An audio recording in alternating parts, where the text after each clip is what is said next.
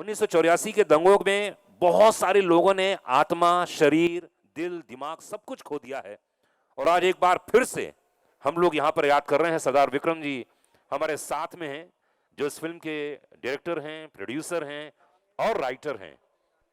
ये बहुत बड़ी बात होती है किसी भी इंसान के लिए कि वो अपने परिवार को, अपने समाज को एक साथ लेके चले, और विक्रम जी ने कोशिश की है कि इस फिल्म के जरिए, उसकी कहानी के जरिए आप लोगों को मरहम के रूप में प्रस्तुत किया जाए कि एक ऐसी कहानी जो आपके परिवार के साथ घटित हुई, क्या हुआ, कैसे हुआ, कब हुआ और क्या कारण थे और उसके कारण कितनी तकलीफ हुई, आप इमेजिन नहीं कर सकते हैं, आप कल्पना ही नहीं कर सकते हैं। क्योंकि आज पूरी दुनिया का हर सरदार इस बात को महसूस करता है कि उसके दिल में जो गुजरी है वो कोई सुनता नहीं है, कोई जानना नहीं चाहता है, सब लोग अपने आप में इग्नोर कर देते हैं, क्योंकि ये बहुत बड़ा कत्लेआम था। और सरकारी कत्लेआम इस पूरी फिल्म को इसीलिए कहा गया है कि 1984 के दंगे आज भी हमारे दिल में, मन में, मस्तिष्क में बसे हुए हैं। और वाकई कई बार तो मुझे ऐसा लगता है रोंगटे खड़े हो जाते हैं जब पहली बार विक्रम जी ने मुझे इसका टीजर दिखाया, उसके सीन्स दिखाए, मुझे ऐसा लगा कि ऐसा कैसे हो सकता है, इतनी दरिंदगी कैसे हो सकती है। आज ही का दिन है वो, जी हाँ, 31 तारीख आज है और आज से ही दंगे शुरू हुए थे। वो सोचिए लोगों की क्या मानसिकता रही होगी कि उन्होंने इतना घृणित कार्य किया है, बच्चियों के साथ, नाबालिग बच्चियों के साथ, मरने के बाद लाश के साथ इतना कुकर्म किया गया। वाकई ये हिंदुस्तान के इतिहास में काले अक्षरों में लिखा जाएगा। ये 2 या 3 या 4 दिन जो गुजरे हैं वो वाकई सुन के आंखों के सामने नमी आ जाती है, दिल धड़कने लगता है और सिर्फ एक ही बात कहता है, ऐसा कभी ना हुआ है और ना कभी होना चाहिए हिंदुस्तान के इतिहास में। मैं बहुत नम्रता से और बहुत विनम्रता से कहना चाहता हूं कि उस समय की सरकार ने साथ नहीं दिया हमारा। बहुत दुख होता है, तकलीफ होता है। हमारे भाई, हमारे बंधु जिनके साथ उठते थे, बैठते थे, उन्होंने ही हमारे परिवार के ऊपर ऐसी नजर डाली, कत्लेआम किया, अत्याचार किया।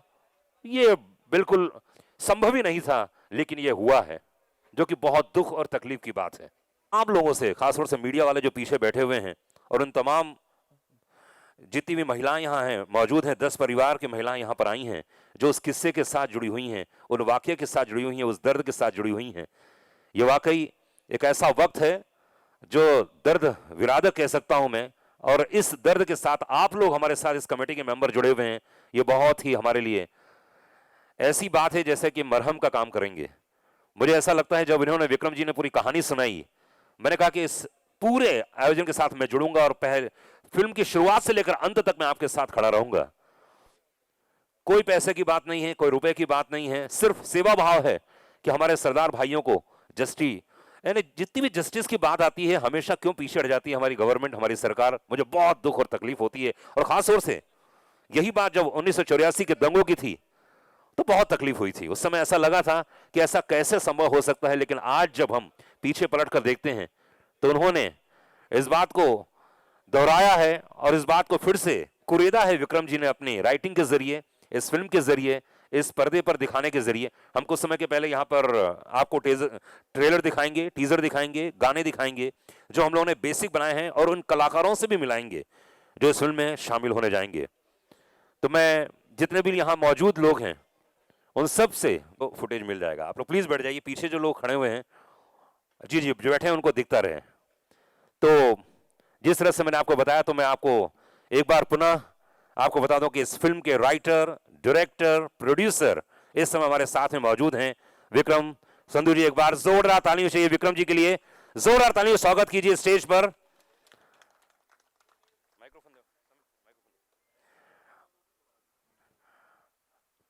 मैं रिक्वेस्ट करूंगा कि 10 साल की मेहनत यहां पर साकार होने जा रही है, और ये मेहनत है, आइए आइए, सोनिहाल,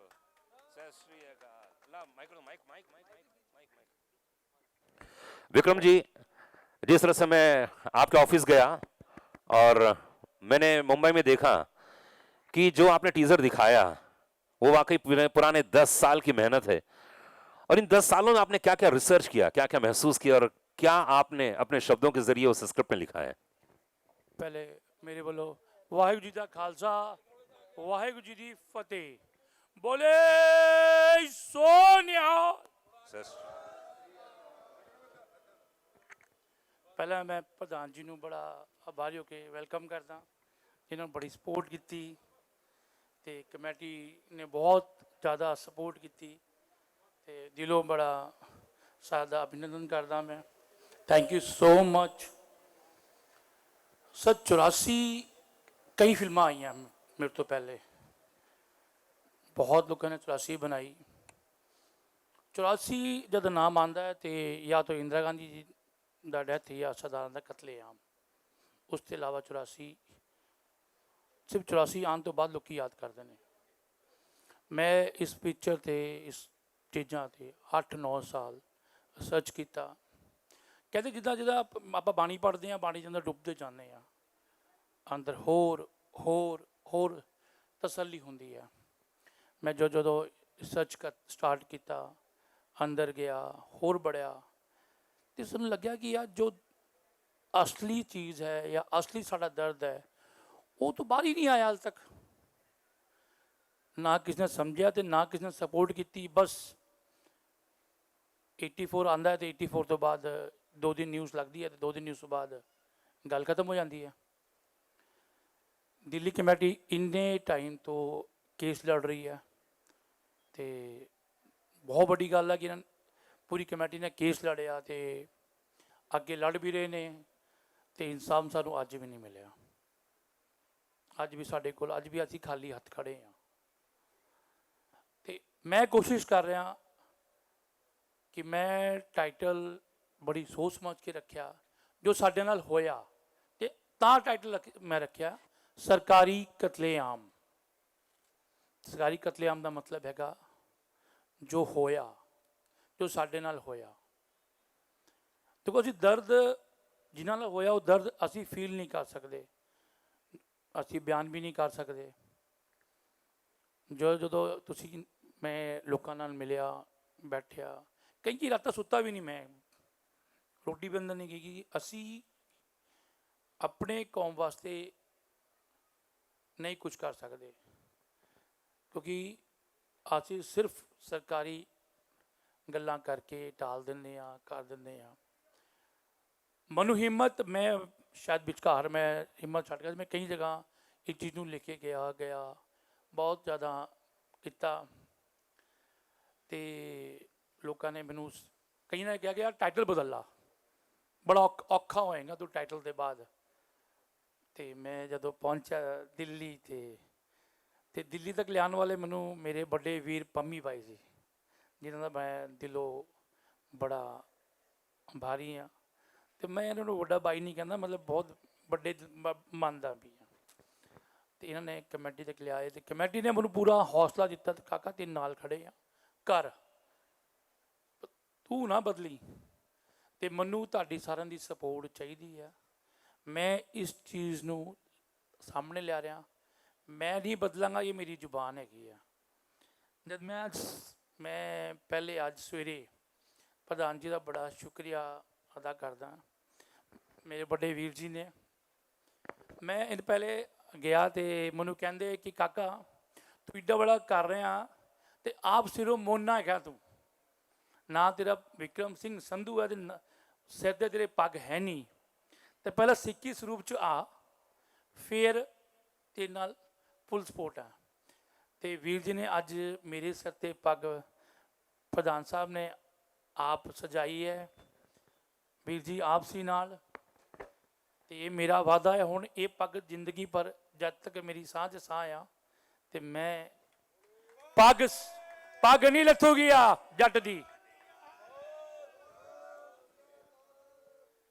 ਅਤੇ ਮੈਂ ਸਿੱਖੀ ਸਰੂਪ 'ਚ ਆਇਆ ਅਤੇ ਮੈਂ ਬਾਕੀ ਆਪਣੇ ਵੀਰਾਂ ਨੂੰ ਵੀ ਕਹਿਣਾ ਜਿਨ੍ਹਾਂ ਨੇ ਬਾਲ ਕਟਾਏ ਆ ਅਤੇ ਮੁੜ ਕੇ ਘਰ ਮੁੜਿਆਓ, ਮੈਂ ਤਾਂ ਮੁੜਿਆ, ਤੁਸੀਂ ਵੀ ਮੁੜਿਆਓ, ਠੀਕ ਹੈ ਨਾ। ਅਤੇ ਪਲੀਜ਼ ਮੇਰਾ ਸਪੋਰਟ ਕਰਿਓ, ਮੈਨੂੰ ਸਾਥ ਦਿਓ ਮੇਰਾ। ਅਤੇ ਮੈਂ ਕੋਸ਼ਿਸ਼ ਹੈ ਕਿ ਮੈਂ ਇਸ ਲੋਹੜੀ 'ਤੇ ਆਪ ਜੀ ਨੂੰ ਦੇਖੋ, ਮੈਂ ਤੋਹਫਾ ਨਹੀਂ ਕਹਿ ਸਕਦਾ ਇਸ ਚੀਜ਼ ਨੂੰ, ਇਹ ਲੋਹੜੀ ਦਾ ਤੋਹਫਾ ਨਹੀਂ ਸਾਡੇ ਵਾਸਤੇ ਹੈਗਾ। ਇਹ ਮੇਰਾ ਦਰਦ ਹੈ, ਇਹ ਆਪ ਲੋਕਾਂ ਦਾ ਦਰਦ ਹੈ। ਜੋ ਦਰਦ ਨੂੰ ਮੈਂ ਤੁਹਾਡੇ ਨਾਲ ਸ਼ੇਅਰ ਕਰਾਂਗਾ। ਮੈਂ ਆਪਣਾ ਮੇਰੀ ਕੋਸ਼ਿਸ਼ ਹੈ ਕਿ ਮੈਂ ਪਿਕਚਰ ਨੂੰ ਲੋਹੜੀ ਤੇ ਰਿਲੀਜ਼ ਕਰ ਦਿਆਂ।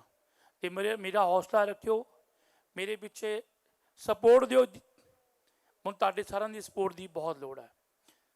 ਤੇ ਮੈਂ ਦਿੱਲੀ ਕਮੇਟੀ ਦਾ ਫਿਰ ਦੁਬਾਰਾ ਦਿਲੋਂ ਧੰਨਵਾਦ ਕਰਦਾ। ਤੇ ਮੈਂ ਹੌਸਲਾ ਵੀਰ ਜੀ ਨਾਲ ਕਰਕੇ ਚੱਕ ਲਿਆ ਤੇ ਮੈਨੂੰ ਪਤਾ ਹੈ ਕਿ ਆ ਸਾਥ ਨਹੀਂ ਛੱਡਣਗੇ। ਤੇ ਥੈਂਕ ਯੂ ਸੋ ਮਚ। ਫਿਰ ਥੈਂਕ ਯੂ ਬਾਈ ਜੀ ਦਾ। ਵਾਹਿਗੁਰੂ ਜੀ ਦਾ ਖਾਲਸਾ, ਵਾਹਿਗੁਰੂ ਜੀ ਦੀ ਫਤਿਹ।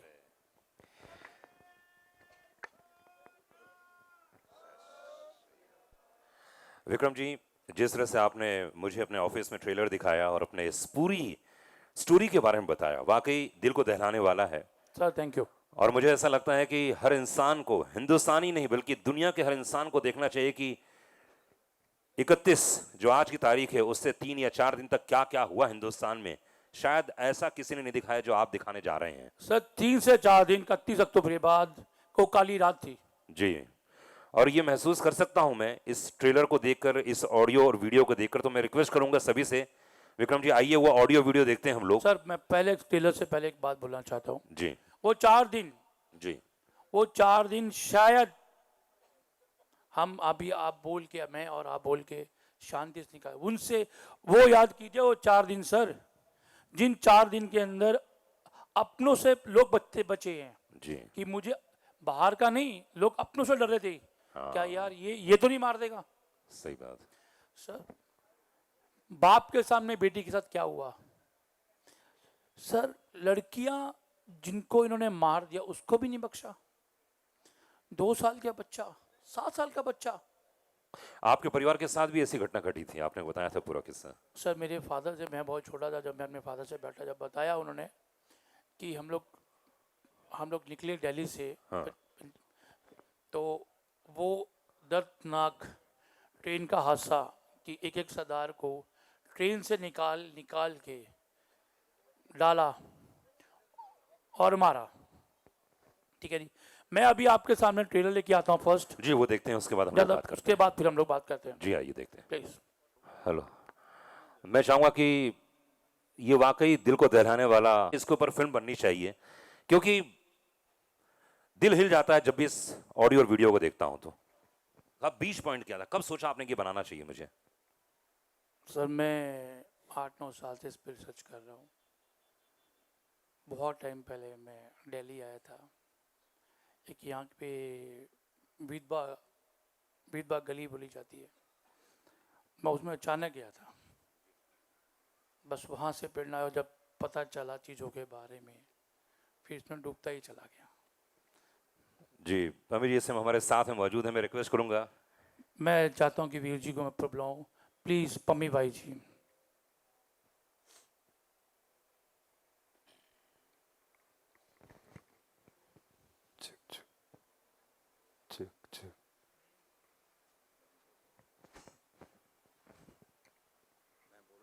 जी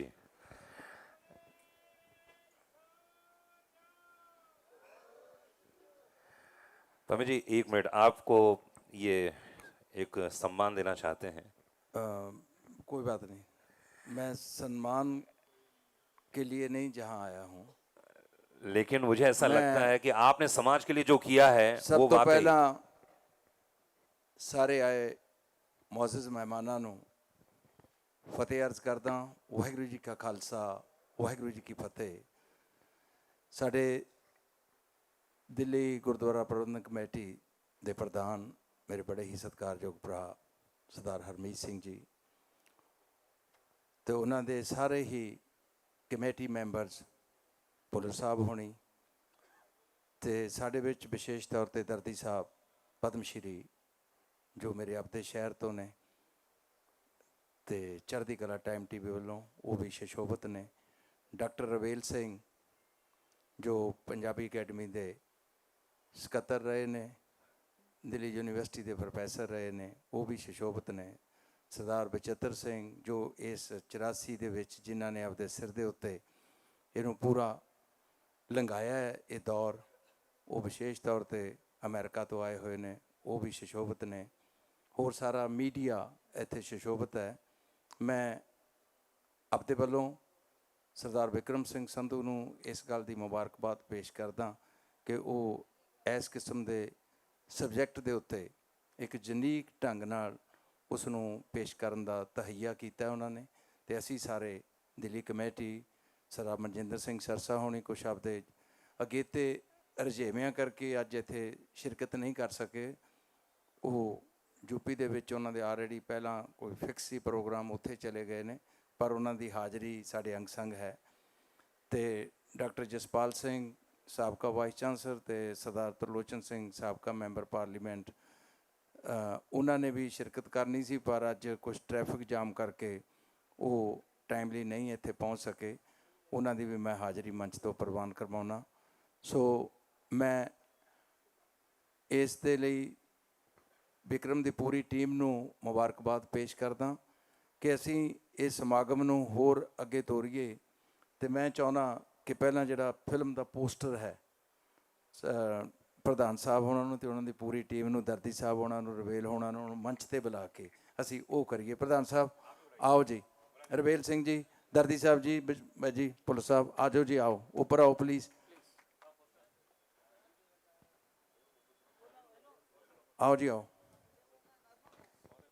ਆ ਜਾਓ, ਆ ਜਾਓ ਮੈਂਬਰ ਸਾਹਿਬਾਨ ਸਾਰੇ ਉੱਪਰ ਹੀ ਆ ਜਾਓ। ਸਾਰੇ ਮੈਂਬਰਸ ਨੂੰ ਮੇਰੀ ਬੇਨਤੀ ਆ, ਸਾਰੇ ਉੱਪਰ ਹੀ ਆ ਜਾਓ ਜੀ। ਹਾਂਜੀ ਹਾਂ, ਪੋਸਟਰ ਪਿੱਛੇ ਹੈ ਨਾ। ਅੱਛਾ ਇਸ ਓਕੇ ਜੀ, ਆਗੇ ਜੀ, ਆਗੇ ਆਗੇ ਆਗੇ ਕੋਈ ਗੱਲ ਨਹੀਂ। ਉਹ ਵਿਕਰਮ, ਵਿਕਰਮ ਆ ਜਾਓ ਤੁਸੀਂ ਇੱਧਰ ਆ ਜਾਓ, ਇੱਧਰ ਆਓ, ਇੱਥੇ ਆਓ, ਨਾਲ ਆਓ ਪ੍ਰਧਾਨ ਸਾਹਿਬ। ਆਹੀ ਹੈ ਜੀ ਪੋਸਟਰ ਪਿੱਛੇ ਲੱਗਿਆ। ਕਲੈਪ ਲੈ ਆਓ ਨਾ, ਕਲੈਪ, ਕਲੈਪ ਕਿੱਥੇ ਹੈ ਜੀ? ਹਾਂ ਪਲੀਜ਼।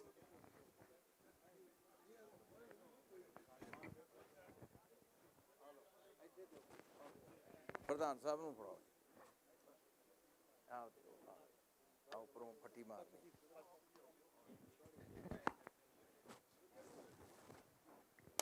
ਬੋਲੇ ਸੋ ਨਿਹਾਲ, ਸ੍ਰੀ ਅਕਾਲ।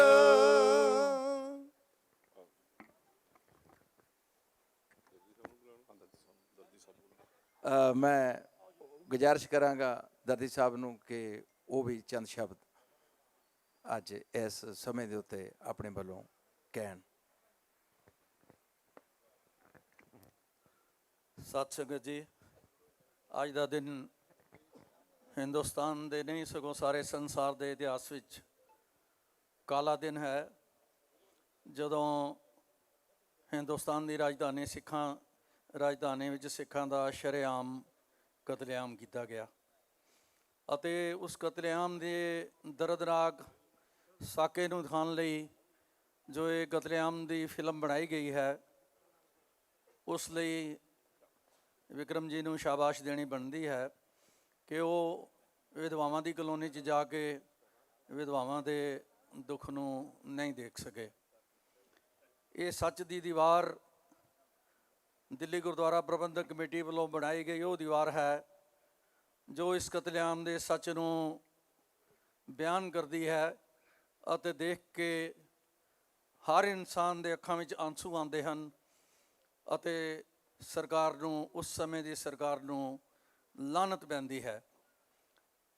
ਮੈਂ ਸਮਝਦਾ ਹਾਂ ਕਿ ਦਿੱਲੀ ਸਿੱਖ ਗੁਰਦੁਆਰਾ ਪ੍ਰਬੰਧਕ ਕਮੇਟੀ ਨੇ ਹਮੇਸ਼ਾ ਸਿੱਖ ਕੌਮ ਦੇ ਉਹ ਮਸਲੇ ਜਿਨ੍ਹਾਂ ਨੂੰ ਕੋਈ ਵੀ ਟੱਚ ਨਹੀਂ ਕਰ ਸਕਿਆ, ਹੱਲ ਕਰਨੇ ਤਾਂ ਦੂਰ ਦੀ ਗੱਲ ਸੀ, ਬੜੀ ਦੀਦਾ ਦਲੇਰੀ ਦੇ ਨਾਲ ਹਿੰਦੁਸਤਾਨ ਦੀ ਪਾਰਲੀਮੈਂਟ ਦੇ ਸਾਹਮਣੇ ਇਹ ਸੱਚ ਦੀ ਦੀਵਾਰ ਬਣਾ ਕੇ ਅੱਜ ਜਦੋਂ ਅਸੀਂ ਇਸ ਕਤਲੇਆਮ ਦਾ ਦ੍ਰਿਸ਼ ਇਸ ਫਿਲਮ ਉੱਤੇ ਦੇਖਣ ਲੱਗੇ ਹਾਂ ਤਾਂ ਸਾਨੂੰ ਸਾਰਿਆਂ ਨੂੰ ਪਿਛਲੇ 4 ਦਹਾਕਿਆਂ ਦੇ ਸਿੱਖਾਂ ਨਾਲ ਹੋਏ ਜ਼ੁਲਮਾਂ ਅਤੇ ਬੇਇਨਸਾਫੀਆਂ ਦੀ ਯਾਦ ਆ ਰਹੀ ਹੈ।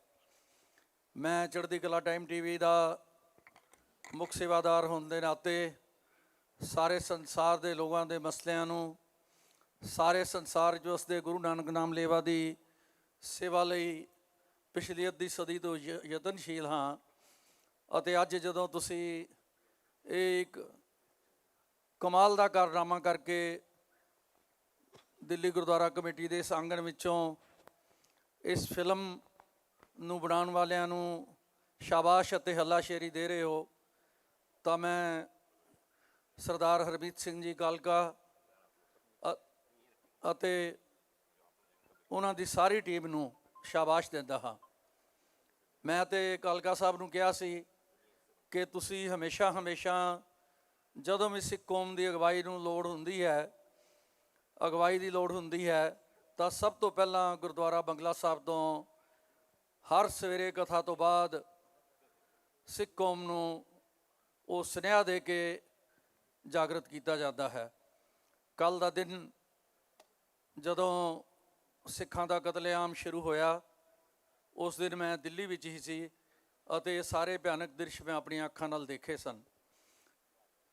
ਅੱਜ ਸਿੱਖ ਕੌਮ ਇਨਸਾਫ ਦੀ ਪ੍ਰਾਪਤੀ ਲਈ ਅਜੇ ਵੀ ਜਦੋਜਹਿਦ ਕਰ ਰਹੀ ਹੈ ਅਤੇ ਪਿਛਲੇ ਸਾਲਾਂ ਵਿੱਚ ਜਿਤਨੇ ਵੀ ਅਦਾਲਤਾਂ 'ਚ ਕੇਸ ਹੋਏ, ਭਾਵੇਂ ਬਹੁਤ ਘੱਟ ਰਿਜ਼ਲਟ ਆਏ, ਲੇਕਿਨ ਦਿੱਲੀ ਕਮੇਟੀ ਨੇ ਪੂਰੀ ਸ਼ਕਤੀ ਦੇ ਨਾਲ ਉਹ ਕੇਸ ਲੜੇ ਅਤੇ ਕੇਸ ਲੜਨ ਤੋਂ ਇਲਾਵਾ ਵੀ ਇਸ ਬੇਇਨਸਾਫੀ ਵਿਰੁੱਧ ਆਵਾਜ਼ ਬੁਲੰਦ ਕੀਤੀ। ਅੱਜ ਜਦੋਂ ਤੁਸੀਂ ਇਹ ਸਮਾਗਮ ਕਰਕੇ ਸਾਰੀ ਦੁਨੀਆ ਦੇ ਵਿੱਚ ਬੈਠੇ ਇਨਸਾਨੀਅਤ ਪਸੰਦ ਲੋਕਾਂ ਨੂੰ ਇਸ ਇਨਸਾਫ ਦੀ ਪ੍ਰਾਪਤੀ ਲਈ ਸੁਨੇਹਾ ਦੇ ਰਹੇ ਹੋ ਅਤੇ ਇਹ ਯਤਨ ਕਰ ਰਹੇ ਹੋ ਕਿ ਫਿਰ ਕਦੇ ਸਾਡੀ ਘੱਟ ਗਿਣਤੀ ਕੌਮ ਨੂੰ ਇਸ ਤਰ੍ਹਾਂ ਦਾ ਦੁਖਾਂਤ ਨਾ ਦੇਖਣਾ ਪਵੇ, ਤਾਂ ਸਾਰੀ ਗੁਰਦੁਆਰਾ ਕਮੇਟੀ ਦੀ ਮੈਂ ਸ਼ਲਾਘਾ ਕਰਕੇ ਇਸ ਫਿਲਮ ਦੇ ਪ੍ਰੋਡਿਊਸਰਾਂ ਨੂੰ ਵੀ ਬਹੁਤ ਵਧਾਈ ਵੀ ਦੇਵਾਂਗਾ, ਸ਼ਾਬਾਸ਼ ਵੀ ਦੇਵਾਂਗਾ ਕਿ ਤੁਸੀਂ ਬਹੁਤ ਵਧੀਆ ਕੰਮ ਕੀਤਾ ਹੈ। ਮੇਰੇ ਕਰਨਯੋਗ ਜੋ ਕੰਮ ਹੈ, ਮੈਂ ਜੇ ਤੁਸੀਂ ਚਾਹੋਗੇ ਤਾਂ ਇਸ ਫਿਲਮ ਨੂੰ ਸਾਰੇ ਸੰਸਾਰ ਦੇ ਲੋਕਾਂ ਨੂੰ ਦਿਖਾਉਣ ਦੀ ਸੇਵਾ ਕਰਾਂਗਾ। Thank you very much. Waheguru ji ਕਾ ਖਾਲਸਾ, ਵਾਹਿਗੁਰੂ ਜੀ ਕੀ ਫਤਿਹ। ਬਹੁਤ ਮਿਹਰਬਾਨੀ ਦਰਦੀ ਸਾਹਿਬ। ਤੇ ਹੁਣ ਮੈਂ ਗੁਜ਼ਾਰਿਸ਼ ਕਰਾਂਗਾ ਪ੍ਰਧਾਨ ਸਾਹਿਬ ਨੂੰ, ਸਰਦਾਰ ਹਰਮੀਤ ਸਿੰਘ ਕਾਲਕਾ ਜੀ ਨੂੰ, ਕਿ ਉਹ ਆਪਣੇ ਮੁਖਾਤਬ ਤੋਂ ਸਾਨੂੰ ਸੰਬੋਧਨ ਕਰਨ। ਮੰਚ ਤੇ ਵਿਰਾਜਮਾਨ ਸ਼੍ਰੀ ਵਿਕਰਮ ਸੰਧੂ ਜੀ, ਪੰਮੀ ਬਾਈ ਜੀ, ਦਿੱਲੀ ਸਿੱਖ ਗੁਰਦੁਆਰਾ ਪ੍ਰਬੰਧਕ ਕਮੇਟੀ ਦੇ ਮੇਰੇ ਸਮੂਚੇ ਸਹਿਯੋਗੀ ਸਾਥੀ ਸਾਹਿਬਾਨ, ਆਏ ਹੋਏ ਸਾਰੇ ਹੀ ਪਤਵੰਤੇ ਸੱਜਣ, ਨਿਹੰਗ ਸਿੰਘ ਜਥੇਬੰਦੀਆਂ ਤੋਂ ਬਾਬਾ ਜੀ ਹੋਣਾ, ਸਾਰੇ ਗੁਰੂ ਮਹਾਰਾਜ ਦੀ ਫਤਿਹ ਸਾਂਝ ਕਰੀਏ। ਵਾਹਿਗੁਰੂ ਜੀ ਕਾ ਖਾਲਸਾ, ਵਾਹਿਗੁਰੂ ਜੀ ਕੀ ਫਤਿਹ। ਸਭ ਤੋਂ ਪਹਿਲਾਂ ਤਾਂ ਮੈਂ ਸੰਧੂ ਸਾਹਿਬ ਨੂੰ ਵਧਾਈ ਦੇਵਾਂਗਾ ਕਿ ਤੁਸੀਂ ਜਿਹੜਾ ਇਹ ਟਾਈਟਲ ਰੱਖਿਆ ਪਿਕਚਰ ਦਾ ਕਿ ਸਰਕਾਰੀ ਕਤਲੇਆਮ 1984, ਇਹ ਬਹੁਤ ਤੁਹਾਡੀ ਇੱਕ ਗਹਿਰੀ ਸੋਚ ਆ, ਗੁਰੂ ਮਹਾਰਾਜ ਦੀ ਤੁਹਾਡੇ ਤੇ ਕਿਰਪਾ ਕਿ ਇਹ ਤੁਸੀਂ ਟਾਈਟਲ ਦੇ ਨਾਲ ਤੁਸੀਂ ਦੁਨੀਆ ਦੇ ਵਿੱਚ ਲੋਕਾਂ ਨੂੰ ਬੇਨਕਾਬ ਕਰਨ ਜਾ ਰਹੇ ਹੋ। ਉਸ ਸਮੇਂ ਦੀ ਸਰਕਾਰ ਜਿਨੇ ਸਨ 1984 ਦੇ ਇਹ ਮਹੀਨੇ ਦੇ ਵਿੱਚ 1, 2, 3 ਤਰੀਕ ਨੂੰ ਜਿਸ ਤਰੀਕੇ ਦੇ ਨਾਲ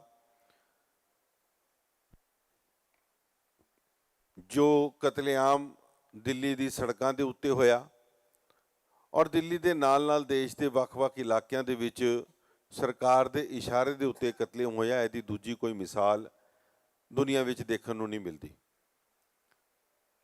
ਕਿਉਂਕਿ ਕਈ ਵਾਰ ਅਸੀਂ ਸਟੇਜਾਂ ਤੇ ਖੜੇ ਹੋ ਕੇ ਜਦ ਵੀ 1984 ਦੀ ਗੱਲ ਕਰਦੇ ਹਾਂ, ਸ਼ਬਦ ਸਾਡੇ ਘੱਟ ਪੈ ਜਾਂਦੇ ਆ, ਕਿਉਂਕਿ ਇਹ ਦੁਖਾਂਤ ਜਿਹੜਾ ਉਹ ਅਸੀਂ ਆਪਣੇ ਪਿੰਡਾਂ ਤੇ ਹੰਡਾਇਆ। ਮੈਨੂੰ ਯਾਦ ਅੱਜ ਵੀ ਕਿ ਮੈਂ ਆਪਣੇ ਘਰ ਦੀ ਛੱਤ ਤੇ ਜਿਸ ਵਕਤ ਖੜੇ ਹੋ ਕੇ ਆਲੇ ਦੁਆਲੇ ਦੇਖਿਆ ਤੇ ਆਸਮਾਨ ਸਾਰਾ ਕਾਲਾ ਨਜ਼ਰ ਆਉਂਦਾ ਸੀ। ਕੋਈ ਐਸੀ ਤਰਫ ਨਹੀਂ ਹੁੰਦੀ ਸੀ ਕਿ ਜਿਸ ਤਰਫ ਨਜ਼ਰ ਘੁਮਾਈਏ ਉੱਥੋਂ ਕਾਲਾ ਧੂੰਆਂ ਨਾ ਆ ਰਿਹਾ ਹੋਏ। ਕਿਸੇ ਦੀ ਦੁਕਾਨ ਜਲ ਰਹੀ ਹੈ, ਕਿਸੇ ਦੀ ਬੱਸ ਜਲ ਰਹੀ ਹੈ, ਕਿਸੇ ਦੀ ਟੈਕਸੀ ਜਲ ਰਹੀ ਹੈ, ਕਿਸੇ ਦਾ ਘਰ ਜਲ ਰਿਹਾ ਔਰ ਕਿਸੇ ਦੇ ਪਰਿਵਾਰ ਦੇ ਸਦੱਸਿਆ ਜਲ ਰਹੇ। ਐਸਾ ਦੁਖਾਂਤ ਸੀ ਉਹ। ਔਰ ਇਹ ਜਿਹੜਾ ਕਤਲੇਆਮ ਹੈ ਸਿੱਧਾ ਸਿੱਧਾ ਸਰਕਾਰ ਦੇ ਇਸ਼ਾਰਿਆਂ ਦੇ ਨਾਲ, ਔਰ ਇਹ ਤੁਸੀਂ ਜਿਹੜੀਆਂ ਤਸਵੀਰਾਂ ਦੇਖ ਰਹੇ ਹੋ ਸਾਰੇ ਆ ਇਹ ਕਨੌਟ ਪਲੇਸ ਦੀ ਉਹ ਦੁਕਾਨਾਂ ਨੇ ਜਿੱਥੇ ਪੁਲਿਸ ਨੇ ਨਾਲ ਖੜੇ ਹੋ ਕੇ ਜਿੱਥੇ ਪਹਿਲੇ ਡਕੈਤੀਆਂ ਪਵਾਈਆਂ, ਫਿਰ ਉਸੇ ਦੁਕਾਨਾਂ ਨੂੰ ਅੱਗ ਲਗਾਈ ਗਈ। ਇਹ ਜਿਹੜਾ ਸਭ ਕੁਝ ਹੋਇਆ, ਮੈਂ ਸਮਝਦਾ ਕਿ ਜਿੰਨੇ ਵੀ ਇੱਥੇ ਸਟੇਜ ਤੇ ਬੈਠੇ ਆ, ਕਿਉਂਕਿ ਇਹ 39 ਸਾਲਾਂ ਤੋਂ ਲੜਾਈ ਜਿਹੜੀ ਹੈ ਉਹ ਦਿੱਲੀ ਸਿੱਖ ਗੁਰਦੁਆਰਾ ਪ੍ਰਬੰਧਕ ਕਮੇਟੀ ਲੜਦੀ ਆ ਰਹੀ ਹੈ, ਔਰ ਸਾਡੀ ਜਿਹੜੀ ਟੀਮ ਹੈ ਉਹਨਾਂ ਦੋਸ਼ੀਆਂ ਨੂੰ ਸਜ਼ਾਵਾਂ ਦੇਣ ਵਾਸਤੇ ਹਮੇਸ਼ਾ ਅੱਗੇ ਵੱਧ ਚੜ ਕੇ ਇਹ ਲੜਾਈ ਲੜੀ ਹੈ। ਦਿੱਲੀ 'ਚ ਨਹੀਂ, ਦੇਸ਼ ਦੇ 'ਚ ਨਹੀਂ, ਦੁਨੀਆ ਦੇ ਵਿੱਚ ਅਗਰ ਇੱਕ ਕਾਲਾ ਧੱਬਾ ਜਿਹਨੂੰ ਕਹਿ ਸਕਦੇ ਆ, ਬਦਨੁਮਾ ਦਾਗ ਜਿਹਨੂੰ ਕਹਿੰਦੇ ਆ, ਅਗਰ ਉਹ ਕਿਧਰੇ ਦੇਖਣ ਨੂੰ ਮਿਲਦਾ ਹੈ ਤੇ ਉਹ ਦਿੱਲੀ ਦੇ ਉਸ ਸਥਾਨ ਦੇ ਉੱਤੇ ਜਿਹਨੂੰ ਅਸੀਂ ਵਿਧਵਾ ਕਲੋਨੀ ਕਹਿੰਦੇ ਆ।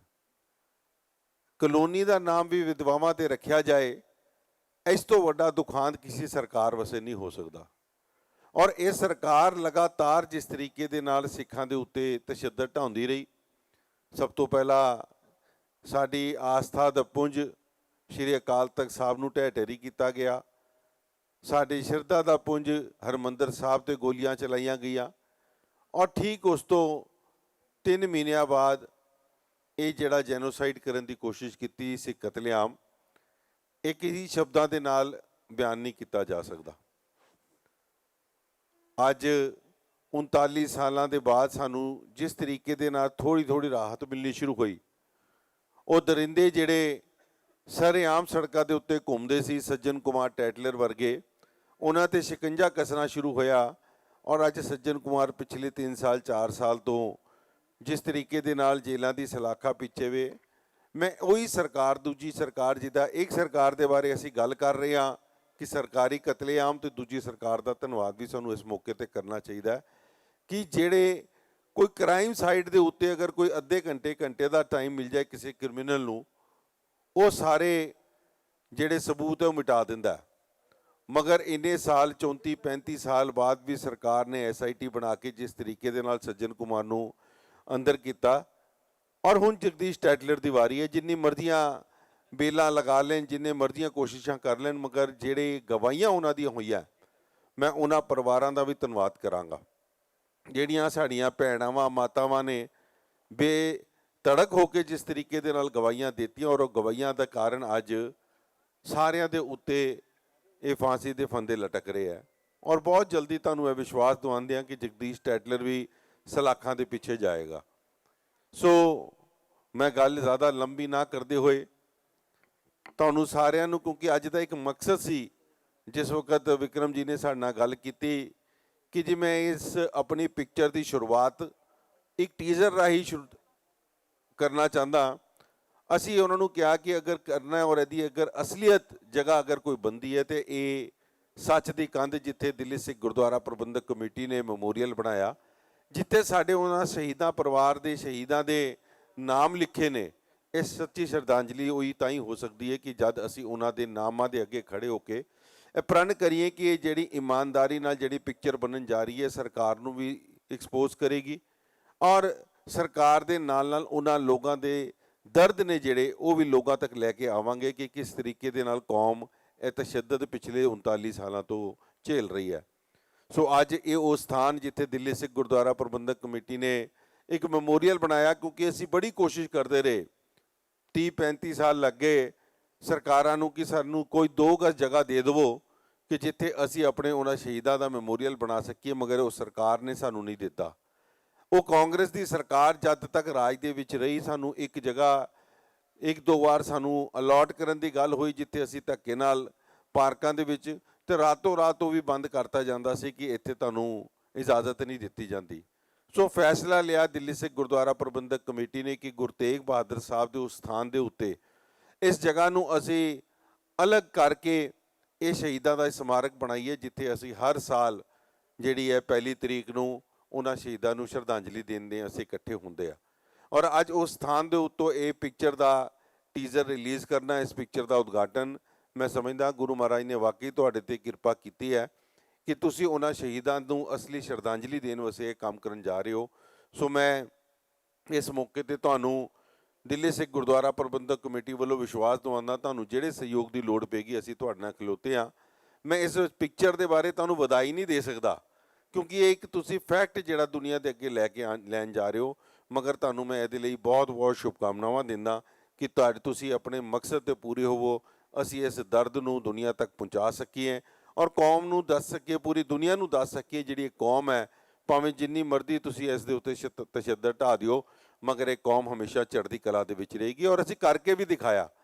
ਮੈਂ ਜਿਹੜੀ ਹੁਣੇ ਗੱਲ ਕੀਤੀ ਹੈ ਤੁਹਾਨੂੰ ਕਿ ਜਿੱਥੇ ਵਿਧਵਾ ਕਲੋਨੀ ਬਣੀ ਹੈ ਤਿਲਕ ਨਗਰ ਦੇ ਵਿੱਚ, ਉਹਦੇ ਠੀਕ ਸਾਹਮਣੇ ਅਸੀਂ ਦਿੱਲੀ ਦੇ ਉਹਨਾਂ ਜਰਨੈਲਾਂ ਦੇ ਬੁੱਤ ਵੀ ਲਾ ਕੇ ਦਿਖਾਏ ਹੈ ਸਾਰੀ ਦੁਨੀਆ ਨੂੰ ਦਿਖਾਉਣ ਵਾਸਤੇ ਕਿ ਜਿਨ੍ਹਾਂ ਜਰਨੈਲਾਂ ਨੇ ਦਿੱਲੀ ਨੂੰ ਫਤਿਹ ਕੀਤਾ। ਔਰ ਉਹਨਾਂ ਜਰਨੈਲ ਬਾਬਾ ਜੱਸਾ ਸਿੰਘ ਜੀ ਆਹਲੂਵਾਲੀਆ, ਬਾਬਾ ਜੱਸਾ ਸਿੰਘ ਜੀ ਰਾਮਗੜੀਆ, ਬਾਬਾ ਬਘੇਲ ਸਿੰਘ ਜੀ, ਇਹਨਾਂ ਦੇ ਚੜ੍ਹਦੀ ਕਲਾ ਦਾ ਪ੍ਰਤੀਕ ਇਹ ਜਿਹੜੇ ਠੀਕ ਉਸ ਕਲੋਨੀ ਦੇ ਬਾਹਰ ਅਸੀਂ ਮੇਨ ਰੋਡ ਦੇ ਉੱਤੇ ਸੁਭਾਸ਼ ਨਗਰ ਤੇ ਜਿਹੜੇ ਲਾਏ ਹੈ ਦੱਸਣ ਵਾਸਤੇ ਕਿ ਖਾਲਸਾ ਹਮੇਸ਼ਾ ਚੜ੍ਹਦੀ ਕਲਾ ਦੇ ਵਿੱਚ ਰਿਹਾ ਤੇ ਅੱਗੇ ਚੜ੍ਹਦੀ ਕਲਾ 'ਚ ਰਹੇਗਾ। ਸੋ ਤੁਹਾਨੂੰ ਬਹੁਤ ਬਹੁਤ ਸ਼ੁਭਕਾਮਨਾਵਾਂ, ਤੁਸੀਂ ਇਹ ਜਿਹੜਾ ਮਕਸਦ ਲੈ ਕੇ ਜਿਹੜੇ ਚੱਲੇ ਹੋ। ਔਰ ਅੱਜ ਇੱਕ ਗੱਲ ਮੈਂ ਤੁਹਾਨੂੰ ਹੋਰ ਦੱਸ ਦੇਵਾਂ ਕਿ ਸ਼ਾਇਦ ਦਿੱਲੀ ਦੇ ਇਤਿਹਾਸ 'ਚ ਪਹਿਲੀ ਵਾਰ ਹੋਏਗਾ ਕਿ ਦਿੱਲੀ ਸਿੱਖ ਗੁਰਦੁਆਰਾ ਪ੍ਰਬੰਧਕ ਕਮੇਟੀ ਨੇ ਕਿਸੇ ਮੂਵੀ ਵਾਸਤੇ, ਕਿਸੇ ਪਿਕਚਰ ਵਾਸਤੇ ਇੱਥੇ ਅਪਰੂਵਲ ਦਿੱਤੀ ਹੋਏ ਔਰ ਇਹ ਦਿੱਤੀ ਸਿਰਫ ਇਸ ਕਰਕੇ ਗਈ ਕਿਉਂਕਿ ਇਹ 1984 ਦੇ ਸਾਡੇ ਉਹਨਾਂ ਵੀਰਾਂ ਨੂੰ ਯਾਦ ਦਿਵਾਉਣ ਵਾਸਤੇ, ਉਸ ਕਤਲੇਆਮ ਨੂੰ ਐਕਸਪੋਜ਼ ਕਰਨ ਵਾਸਤੇ ਜਿਹੜੀ ਸਰਕਾਰ ਨੇ ਕਰਾਇਆ ਸੀ, ਜਿਹੜੇ ਤੁਸੀਂ ਨਾਮ ਜਿਹਦਾ ਰੱਖਿਆ ਸਰਕਾਰੀ ਕਤਲੇਆਮ, ਇਸ ਕਰਕੇ ਤੁਹਾਨੂੰ ਇਹ ਦਿੱਤੀ ਗਈ ਹੈ। ਸੋ ਤੁਹਾਨੂੰ ਮੈਂ ਸਮੁੱਚੀ ਟੀਮ ਵੱਲੋਂ, ਸਾਡੀ ਪਾਰਟੀ ਦੇ ਸਾਰੇ ਸੀਨੀਅਰ ਮੈਂਬਰ ਬੈਠੇ ਹੈ, ਸਾਡੇ ਪਾਰਟੀ ਦੇ ਪ੍ਰਧਾਨ ਸਰ MP ਚੱਡਾ ਸਾਹਿਬ ਆਏ ਨੇ, ਸਰਦਾਰ ਆਤਮਾ ਸਿੰਘ ਜੀ ਲਵਾਣਾ ਜਿਹੜੇ ਸਾਡੇ ਮੀਤ ਪ੍ਰਧਾਨ ਵੀ ਨੇ ਔਰ 1984 ਦੇ ਕਲੋਨੀ ਦੇ ਇੱਕ ਨੁਮਾਇੰਦੇ ਵੀ ਨੇ ਔਰ ਇਹ ਜਿਹੜੀਆਂ ਲੜਾਈਆਂ ਨੇ ਕੋਟਾਂ ਦੀਆਂ, ਇਹਦੇ ਵਿੱਚ ਵੀ ਬਿਲਕੁਲ ਸਹਾਇਕ ਬਣ ਕੇ ਸਾਰੇ ਗਵਾਹਾਂ ਨੂੰ ਨਾਲ ਰੱਖ ਕੇ ਸਾਰੇ ਵਿਧਵਾਵਾਂ ਭੈਣਾਂ ਨੂੰ ਨਾਲ ਲੈ ਕੇ ਚੱਲਦੇ ਆ। ਸਾਰੇ ਮੈਂਬਰ ਸਾਹਿਬਾਨ ਦਾ ਮੈਂ ਇੱਕ ਵਾਰ ਫਿਰ ਤੋਂ ਧੰਨਵਾਦ ਕਰਦਾ ਹੋਇਆ ਤੁਹਾਨੂੰ ਬਹੁਤ ਬਹੁਤ ਸ਼ੁਭਕਾਮਨਾਵਾਂ ਦਿੰਦਾ। ਵਾਹਿਗੁਰੂ ਜੀ ਕਾ ਖਾਲਸਾ, ਵਾਹਿਗੁਰੂ ਜੀ ਕੀ ਫਤਿਹ। ਮੈਂ ਗੁਜ਼ਾਰਿਸ਼ ਕਰਦਾ ਸਾਹਿਬ ਬਿਕਰਮ ਸਿੰਘ ਸੰਧੂ ਨੂੰ ਕਿ ਪ੍ਰਧਾਨ ਸਾਹਿਬ ਹੋਣਾ ਨੂੰ ਸਰੋਪਾ ਨਹੀਂ, ਇਹ ਤਾਂ ਸ਼ਾਲ ਦਾ ਹੀ ਹੈ ਜੀ, ਸ਼ਾਲ ਹੈ ਜੀ। ਸਤਿ ਸ੍ਰੀ ਅਕਾਲ। ਬਹੁਤ ਬਹੁਤ ਮਿਹਰਬਾਨੀ ਜੀ, ਬਹੁਤ ਬਹੁਤ ਸ਼ੁਕਰੀਆ।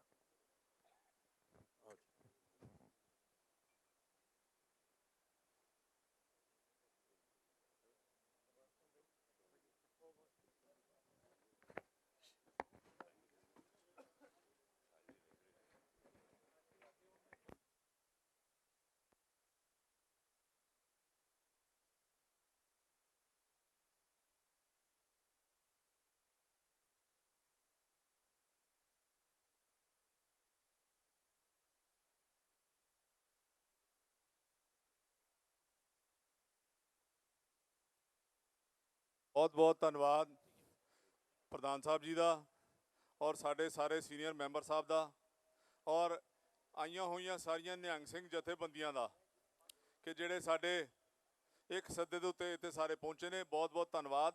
ਮੈਂ ਹੁਣ ਬੇਨਤੀ ਕਰਾਂਗਾ ਕਿ ਜਿਹੜੇ ਸਾਡੇ ਵਿਡੋਜ਼ ਕਲੋਨੀ ਤੋਂ, ਕਲਿਆਣਪੁਰੀ ਤੋਂ, ਤਲੋਕਪੁਰੀ ਤੋਂ ਜਿਹੜੀਆਂ ਬੀਬੀਆਂ ਆਈਆਂ ਨੇ, ਮੈਂ ਉਹਨਾਂ ਦਾ ਨਾਮ ਲਵਾਂਗਾ, ਉਹ ਇੱਕ ਇੱਕ ਕਰਕੇ ਸਾਰੇ ਸਟੇਜ ਤੇ ਆ ਜਾਣ।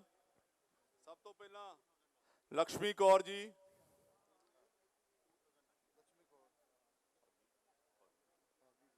ਭਾਗੀ ਕੌਰ ਜੀ,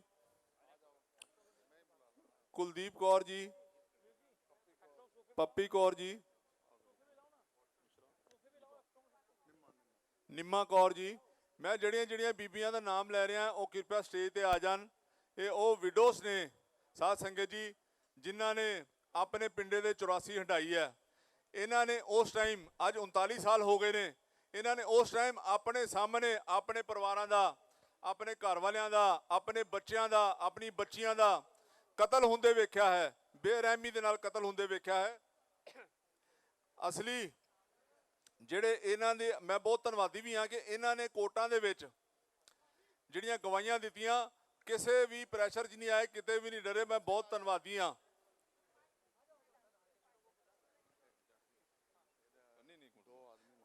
ਕੋਈ ਦਵਿੰਦਰ ਕੌਰ ਜੀ, ਆਪਣਾ ਅਤਰ ਕੌਰ ਜੀ, ਗੰਗਾ ਕੌਰ ਜੀ, ਸ਼ਮੀ ਕੌਰ ਜੀ, ਔਰ ਕਲਿਆਣਪੁਰੀ ਤੋਂ ਆਈਆਂ ਹੋਈਆਂ ਮੇਰੀਆਂ ਭੈਣਾਂ ਜਿਹੜੀ 84 ਦੀ ਵਿਡੋਜ਼ ਨੇ, ਬਲਵਿੰਦਰ ਕੌਰ ਜੀ, ਨਾਨਕੀ ਜੀ, ਪ੍ਰੇਮ ਕੌਰ ਜੀ, ਜਿੰਨੀਆਂ ਵੀ ਮੇਰੀਆਂ ਭੈਣਾਂ ਨੇ ਸਾਰੀਆਂ ਆ ਜਾਣ ਉੱਪਰ। ਆ ਮੇਰੀ ਸਾਰੇ ਸਾਹਮਣੇ ਖੜੇ ਹੋਏ ਮੇਰੇ ਵੀਰਾਂ ਨੂੰ ਬੇਨਤੀ ਆ, ਸਾਹਮਣੇ ਸੋਫੇ ਤੇ ਬੈਠ ਜਾਈਏ। ਪ੍ਰਧਾਨ ਸਾਹਿਬ ਜੀ ਸਾਹਮਣੇ ਸਾਹਮਣੇ ਬੈਠੀਏ ਸਾਰੇ। 2 ਮਿੰਟ ਦਾ ਹੋਰ ਪ੍ਰੋਗਰਾਮ ਹੈ, ਬਹਿ ਜਾਈਏ 2 ਮਿੰਟ 2 ਮਿੰਟ। ਆ ਮੇਰੀਆਂ ਭੈਣਾਂ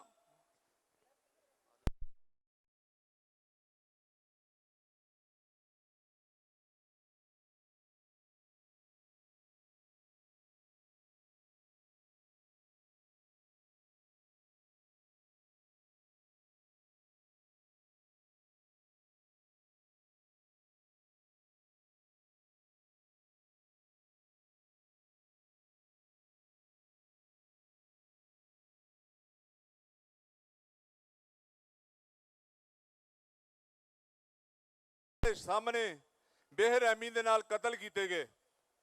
ਇਹ ਉਹ ਬੀਬੀਆਂ ਨੇ ਕਿ ਜਿਨ੍ਹਾਂ ਨੇ 84 ਤੋਂ ਲੈ ਕੇ ਹੁਣ ਤੱਕ 39 ਸਾਲ ਹੋ ਗਏ ਨੇ ਇਨਸਾਫ ਦੀ ਲੜਾਈ ਲੜਦੇ ਪਏ ਨੇ।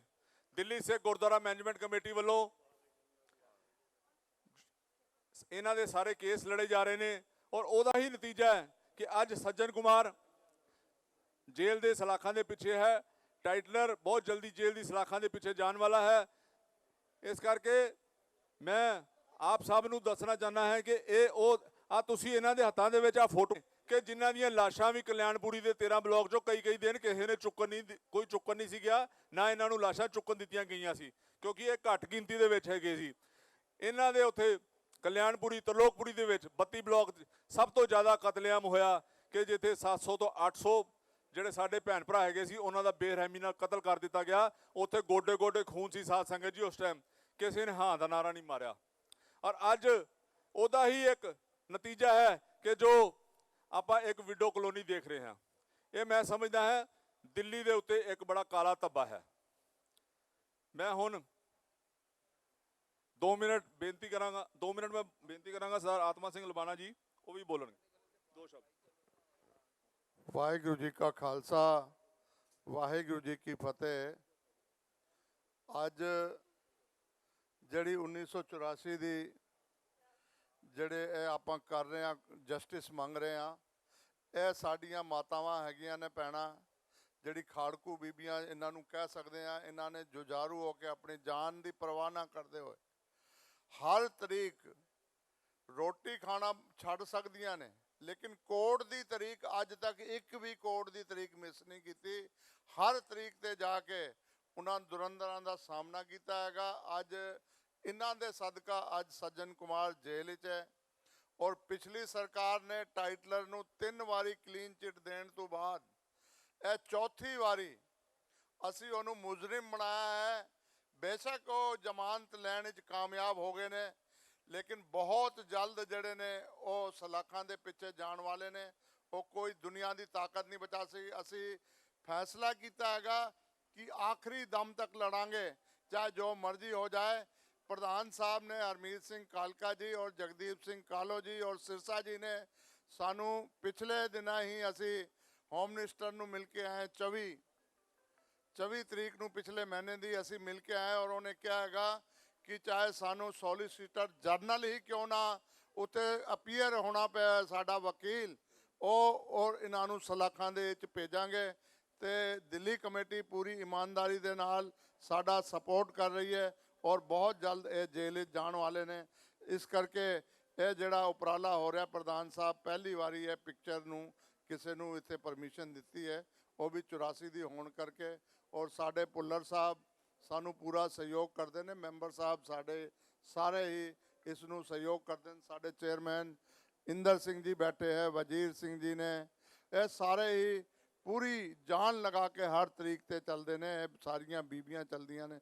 ਇਸ ਕਰਕੇ ਆਪਾਂ ਇਸ ਲੜਾਈ ਨੂੰ ਲੜਨ ਵਿੱਚ ਕਾਮਯਾਬ ਹੋ ਰਹੇ ਹਾਂ ਔਰ ਤੁਸੀਂ ਦੁਆ ਕਰੋ ਇਹ ਤੰਦਰੁਸਤੀ ਇਹਨਾਂ ਨੂੰ ਬਖਸ਼ੇ ਔਰ ਅੱਗੇ ਜਾ ਕੇ ਵੱਧ ਚੜ ਕੇ ਆਪਾਂ ਲੜਾਈ ਲੜੀਏ। ਵਾਹਿਗੁਰੂ ਜੀ ਕਾ ਖਾਲਸਾ ਵਾਹਿਗੁਰੂ ਜੀ ਕੀ ਫਤਿਹ। ਮੈਂ ਬੜਾ ਧੰਨਵਾਦੀ ਹਾਂ ਆਤਮਾ ਸਿੰਘ ਜੀ ਦਾ। ਜਿਵੇਂ ਕਿ ਇਹਨਾਂ ਨੇ ਦੱਸਿਆ ਕਿ ਇੱਕ ਉਹ ਸਰਕਾਰ ਸੀ ਜਿਹਦਾ ਅੱਜ ਟਾਈਟਲ ਹੈ ਫਿਲਮ ਦਾ ਸਰਕਾਰੀ ਕਤਲੇਆਮ 1984 ਔਰ ਇੱਕ ਅੱਜ ਦੀ ਸਰਕਾਰ ਹੈ। ਇਹਨਾਂ ਦਾ ਅਸੀਂ ਧੰਨਵਾਦੀ ਕਰਨਾ ਚਾਹੁੰਦੇ ਹਾਂ। ਪਿਛਲੇ ਦਿਨੀ ਜਦੋਂ ਟਾਈਟਲਰ ਨੂੰ ਰੌਜ਼ ਐਵਨਿਊ ਕੋਰਟ ਤੋਂ ਜ਼ਮਾਨਤ ਮਿਲੀ ਤੇ ਸਾਡੇ ਪ੍ਰਧਾਨ ਸਰਦਾਰ ਹਰਮੀਤ ਸਿੰਘ ਕਾਲਕਾ ਜੀ, ਜਨਰਲ ਸੈਕਟਰੀ ਸਰਦਾਰ ਜਗਦੀਪ ਸਿੰਘ ਕਾਲੋ ਜੀ ਔਰ ਦਾਸ ਵੀ, ਆਤਮਾ ਸਿੰਘ ਲਬਾਨਾ ਜੀ ਵੀ ਨਾਲ ਸੀ। ਅਸੀਂ ਜਾ ਕੇ ਜਦੋਂ ਹੋਮ ਮਿਨਿਸਟਰ ਨੂੰ ਮਿਲੇ ਤੇ ਉਹਨਾਂ ਨੇ 1 ਸੈਕਿੰਡ ਨਹੀਂ ਲਗਾਇਆ, ਉਹਨਾਂ ਨੇ ਪੁੱਛਿਆ ਵੀ ਤੁਸੀਂ ਦੱਸੋ ਕਿਸ ਕੰਮ ਵਾਸਤੇ ਆਏ ਹੋ। ਪ੍ਰਧਾਨ ਸਾਹਿਬ ਜੀ ਨੇ ਦੱਸਿਆ ਕਿ ਇਸ ਤਰ੍ਹਾਂ ਕਰਕੇ, ਪ੍ਰਧਾਨ ਸਾਹਿਬ ਨੇ ਦੱਸਿਆ ਕਿ ਇਹਨਾਂ ਨੂੰ ਜ਼ਮਾਨਤ ਮਿਲੀ ਹੈਗੀ ਆ ਟਾਈਟਲਰ ਨੂੰ। ਹੋਮ ਮਿਨਿਸਟਰ ਸਾਹਿਬ ਕਹਿੰਦੇ ਦੱਸੋ ਕਰਨਾ ਕੀ ਹੈ। ਪ੍ਰਧਾਨ ਸਾਹਿਬ ਨੇ ਦੱਸਿਆ ਕਿ ਜਿਵੇਂ CBI ਵੱਲੋਂ ਕੋਈ ਵੱਡਾ ਵਕੀਲ ਪੇਸ਼ ਹੋਣਾ ਚਾਹੀਦਾ ਹੈ। ਉਹਨਾਂ ਨੇ, ਹੋਮ ਮਿਨਿਸਟਰ ਸਾਹਿਬ ਨੇ 1 ਮਿੰਟ ਨਹੀਂ ਲਗਾਇਆ, ਉਸੇ ਟਾਈਮ ਜਿਹੜਾ ਹੈ ਇੱਕ ਬਹੁਤ ਵੱਡਾ ਵਕੀਲ ਕਰਕੇ ਦਿੱਤਾ ਔਰ ਨਾਲ ਇਹ ਇੰਸਟਰਕਸ਼ਨਸ ਵੀ ਦਿੱਤੀਆਂ ਕਿ ਇਹ ਕੇਸ ਜਿਹੜਾ ਹੈਗਾ ਪੂਰੀ ਸ਼ਿੱਦਤ ਦੇ ਨਾਲ ਲੜਿਆ ਜਾਵੇ ਤਾਂ ਜੋ ਅਗਲੀ ਟਾਈਮ ਤੋਂ ਇਹਨੂੰ ਜ਼ਮਾਨਤ ਨਹੀਂ ਮਿਲਣੀ ਚਾਹੀਦੀ। ਮੈਂ ਸਮਝਦਾ ਬਹੁਤ ਧੰਨਵਾਦੀ ਹਾਂ ਅਸੀਂ BJP ਸਰਕਾਰ ਦੇ। ਔਰ ਅੱਜ ਇਸ ਪ੍ਰੋਗਰਾਮ ਦੇ ਵਿੱਚ ਸਰਦਾਰ ਮਨਜਿੰਦਰ ਸਿੰਘ ਸਿਰਸਾ ਜੀ ਨੇ ਵੀ ਸ਼ਿਰਕਤ ਕਰਨੀ ਸੀ, ਪਰ ਉਹ ਅੱਜ UP ਹੋਣ ਕਰਕੇ ਇੱਥੇ ਨਹੀਂ ਪਹੁੰਚ ਸਕੇ। ਮੈਂ ਉਹਨਾਂ ਦਾ ਵੀ ਧੰਨਵਾਦੀ ਹਾਂ। ਮੈਂ ਧੰਨਵਾਦੀ ਹਾਂ ਪ੍ਰਧਾਨ ਸਾਹਿਬ ਜੀ ਦਾ ਔਰ ਸਾਰੇ ਆਪਣੇ ਮੈਂਬਰਸ ਦਾ ਜਿਨ੍ਹਾਂ ਨੇ ਇੱਥੇ ਪਹੁੰਚ ਕੇ ਇਸ ਫਿਲਮ ਵਾਸਤੇ ਹੌਸਲਾ ਅਫਜ਼ਾਈ ਕੀਤੀ। ਵਾਹਿਗੁਰੂ ਜੀ ਕਾ ਖਾਲਸਾ, ਵਾਹਿਗੁਰੂ ਜੀ ਕੀ ਫਤਿਹ।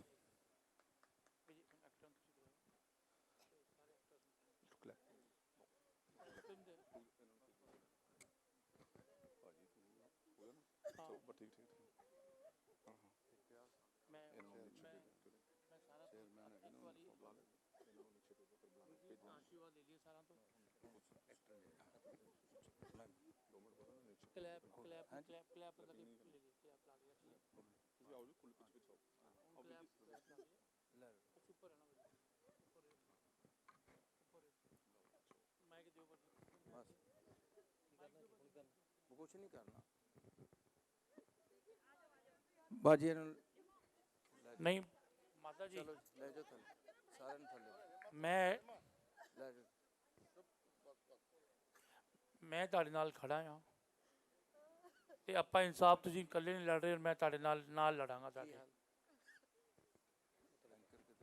ਇਹ ਜੋ ਤੁਸੀਂ ਦੇਖ ਰਹੇ ਹੋ ਇਹ ਦਰਦ ਹੈ 39 ਸਾਲਾਂ ਦਾ, ਜਿਨ੍ਹਾਂ ਨੇ ਆਪਣਾ ਪਰਿਵਾਰ ਆਪਣੇ ਸਾਹਮਣੇ ਬੇਰਹਿਮੀ ਨਾਲ ਕਤਲ ਹੁੰਦੇ ਵੇਖਿਆ ਹੋਵੇ ਔਰ ਕਈ ਦਿਨ ਲੱਗੇ ਹੋਣ ਕਿ ਉਸ ਬਾਡੀ ਦਾ ਸੰਸਕਾਰ ਵੀ ਨਾ ਹੋਇਆ ਹੋਵੇ।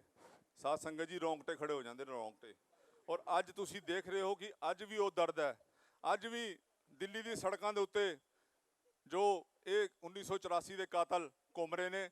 ਦਿੱਲੀ ਸਿੱਖ ਗੁਰਦੁਆਰਾ ਮੈਨੇਜਮੈਂਟ ਕਮੇਟੀ ਦਾ ਸਿਰਫ ਔਰ ਸਿਰਫ ਇੱਕ ਹੀ ਟੀਚਾ ਹੈ ਕਿ ਜਦ ਤੱਕ ਇਹ ਜੇਲ੍ਹ ਦੀ ਸਲਾਖਾਂ ਦੇ ਪਿੱਛੇ ਨਹੀਂ ਜਾਣਗੇ, ਅਸੀਂ ਪੂਰਾ ਇਨਸਾਫ ਦੀ ਲੜਾਈ ਲੜਾਂਗੇ, ਚਾਹੇ ਸਾਨੂੰ ਲੋਅਰ ਕੋਰਟ ਤੋਂ ਲੈ ਕੇ ਸੁਪਰੀਮ ਕੋਰਟ ਤੱਕ ਕਿਉਂ ਨਾ ਜਾਣਾ ਪਵੇ। ਇਹ ਸਾਧ ਸੰਗਤ ਆਪ ਜੀ ਦੇ ਸਾਹਮਣੇ ਆ। ਇਹ ਦੇਖੋ ਕਿ ਇਹ ਹਿੰਦੁਸਤਾਨ 'ਚ ਰਹਿੰਦੇ ਹੋਏ ਇਹ ਸਾਡੇ ਉੱਤੇ 1984 ਦੇ ਵਿੱਚ ਕਿੰਨਾ ਵੱਡਾ ਜ਼ੁਲਮ ਹੋਇਆ ਸੀ। ਮੈਂ ਹੁਣ ਬੜਾ ਧੰਨਵਾਦੀ ਹਾਂ ਸਰਦਾਰ ਇੰਦਰ ਸਿੰਘ ਜੀ ਮੁਖੀਆ ਜੀ ਦਾ ਕਿ ਜੋ ਇਹ ਉਸ ਟਾਈਮ ਇਹ 32 ਬਲਾਕ ਤਲੋਕਪੁਰੀ ਰਹਿੰਦੇ ਹੁੰਦੇ ਸੀ, ਇਹਨਾਂ ਨੇ ਸਾਰਾ ਆਪਣੇ ਸਾਹਮਣੇ ਕਤਲੇਆਮ ਵੇਖਿਆ ਤੇ ਅੱਜ ਆਪ ਜੀ ਦੇ ਪਰਿਵਾਰ ਦੇ ਵੀ ਕਈ ਬੰਦੇ ਜਿਹੜੇ ਨੇ ਇਹਨਾਂ ਦੇ ਸਾਹਮਣੇ ਕਤਲ ਕੀਤੇ ਗਏ ਔਰ ਅੱਜ ਸਾਡੇ ਵਿੱਚ ਹੈਗੇ ਨੇ। ਮੈਂ ਬੜਾ ਧੰਨਵਾਦੀ ਹਾਂ ਕਿ ਇਹਨਾਂ ਨੇ ਆ ਕੇ ਸਾਨੂੰ ਹੌਸਲਾ ਅਫਜ਼ਾਈ ਕੀਤੀ। ਬਹੁਤ ਧੰਨਵਾਦੀ ਹਾਂ ਮੈਂ ਇਹਨਾਂ ਦਾ ਜੀ।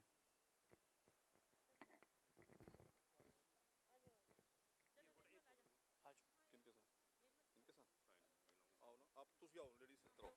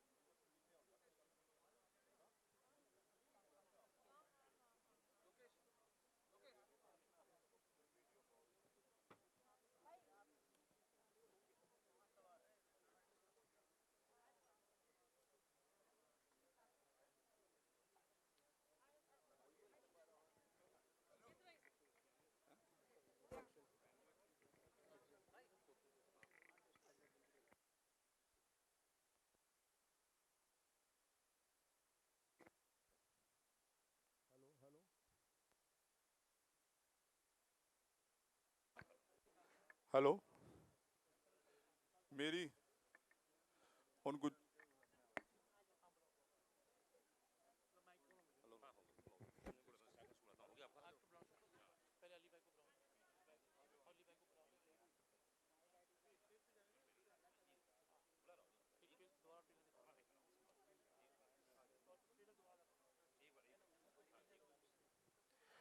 मैं रिक्वेस्ट करूंगा जितने लोग यहाँ पर मौजूद हैं कृपया अपना स्थान ग्रहण करें। 40 साल बहुत होते हैं किसी के जीवन में, और आप सभी लोग यहाँ पर आए हैं हौसला अफजाई के लिए। मुझे ना जाने क्यों ऐसा लगता है कि इतिहास का काला दिन आज के ही दिन लिखा गया था किसी एक सरकार के द्वारा, इसलिए नाम रखा गया है सरकारी कत्लेआम 1984। हाँ, मैं रिक्वेस्ट करूंगा कि एक बार प्रोमो चलाया जाएगा, टीजर चलाया जाएगा, उसके बाद में स्टार कास्ट को बुलाऊंगा, कलाकारों को बुलाऊंगा जो इस फिल्म में पार्टिसिपेट कर रहे हैं और करने वाले हैं, क्योंकि आंखें नम हैं उन लोगों की जो यहां पर मौजूद थे जिनके परिवार के साथ ऐसा हुआ। ਸਾਰਿਆਂ ਨੂੰ ਬੇਨਤੀ ਹੈ प्लीज ਕਿ बैठ जाइए। ਨਾਲ ਚਾਹ ਦਾ ਲੰਗਰ ਹੈਗਾ ਹੈ, ਸਾਰਿਆਂ ਨੇ ਚਾਹ ਦਾ ਲੰਗਰ ਛਕ ਕੇ ਜਾਣਾ। ਲਬਾਨਾ ਸਾਹਿਬ, ਆਤਮਾ ਭਾਜੀ, ਮੇਰੀ ਤੁਹਾਨੂੰ ਵੀ ਬੇਨਤੀ ਹੈ, ਆਪ ਸਾਰਿਆਂ ਨੂੰ ਨਾਲ ਲਿਆ ਕੇ ਇਹ ਨਾਲ ਚਾਹ ਦਾ ਲੰਗਰ ਹੈਗਾ, ਚਾਹ ਦਾ ਲੰਗਰ ਛਕ ਕੇ ਜਾਣਾ। ਚਾਹ ਦਾ ਲੰਗਰ ਛਕ ਕੇ ਜਾਣਾ। ਮੈਂ ਦਰਦੀ ਸਾਹਿਬ ਨੂੰ ਬੇਨਤੀ ਕਰਾਂਗਾ ਕਿ ਦਰਦੀ ਸਾਹਿਬ 1 ਮਿੰਟ ਵਾਸਤੇ ਸਟੇਜ ਤੇ ਆਉਣ। ਦਰਦੀ ਸਾਹਿਬ ਨੂੰ ਬੇਨਤੀ ਕਰਾਂਗਾ। जी, मैं रिक्वेस्ट करूंगा ऑडियो वीडियो दिखाया जाए जो विक्रम जी ने बनाया है इस फिल्म के बारे में। आइए। मैं दिलों साधा धन्नवादी ਹਾਂ ਕਿ ਤੁਸੀਂ ਸਾਰਿਆਂ ਨੇ ਮੇਰੀ ਬੜੀ ਸਪੋਰਟ ਕੀਤੀ ਤੇ ਮੈਂ ਹੁਣ ਆਪਣੇ ਬੜੇ ਸਪੋਰਟਰ मेरे स्टार कास्ट ਨੂੰ ਤੁਹਾਨੂੰ रूबरू करवाना। जी, सबसे पहले मैं यहाँ पे रिक्वेस्ट करूंगा अली असगर जी को कृपया मंच पर आएं, जो इस फिल्म से जुड़े हुए हैं, बहुत ही प्रसिद्ध कलाकार, चाहे टीवी के माध्यम से हो, फिल्मों के माध्यम से हो, आज हमारे बीच में मौजूद हैं। उसके बाद दीपक कुमार जी,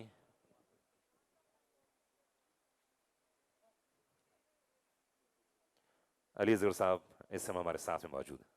जी आइए।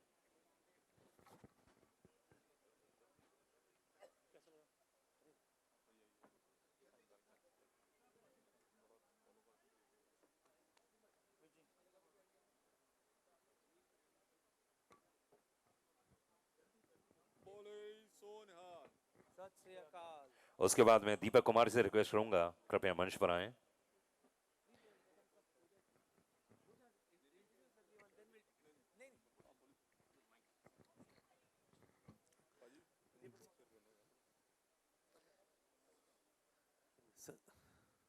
सत श्री अकाल जी, जितने भी लोग यहाँ मौजूद हैं सबको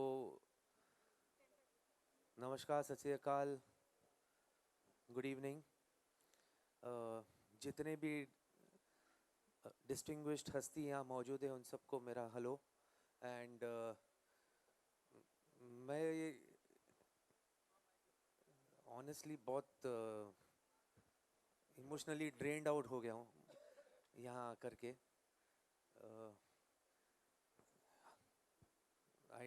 जेन्युइनली मैं जब मुझे पाजी ने बुलाया था 2-3 दिन पहले ही हमारी मुलाकात हुई, इन्होंने बुलाया तो मैं एज एन एक्टर इनके पास गया था और जो भी इन्होंने मुझे सुनाया उस वक्त इतना नहीं, पर यहाँ आकर के जितनी भी मेरी माता है इनको देख करके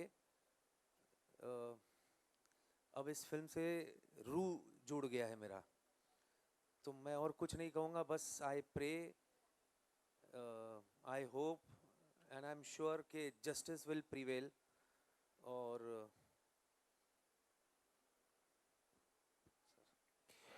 दीपक कुमार जी हमारे साथ में हैं। आई एम सॉरी दीपक भाई कुछ बोलना चाहें? ਅਲੀ ਸਾਹਿਬ ਵੀ ਇਮੋਸ਼ਨਲ ਹੋ ਗਏ ਨੇ ਇਹ ਦੇਖ ਕੇ, ਕਿਉਂਕਿ ਜੋ ਇਹ ਮੰਜ਼ਰ ਹੈ ਅੱਜ ਦੀ ਡੇਟ 'ਚ ਵੀ ਇਹ ਦੇਖ ਕੇ ਚੰਗੇ ਚੰਗੇ ਬੰਦਿਆਂ ਦੇ ਰੌਂਗਟੇ ਖੜੇ ਹੋ ਜਾਂਦੇ ਨੇ।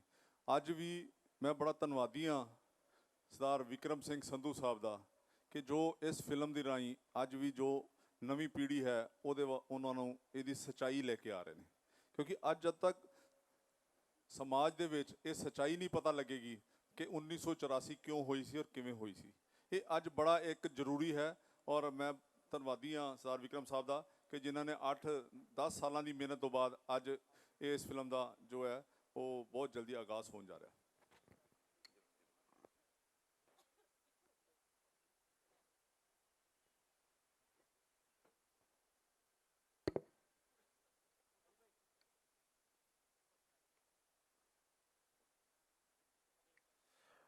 अगर कुछ बोलना चाहें। और उसके बाद दीपराज राणा जी इस समय हमारे साथ में हैं, मैं रिक्वेस्ट करूंगा कृपया मंच पर आएं। दीपराज राणा जी।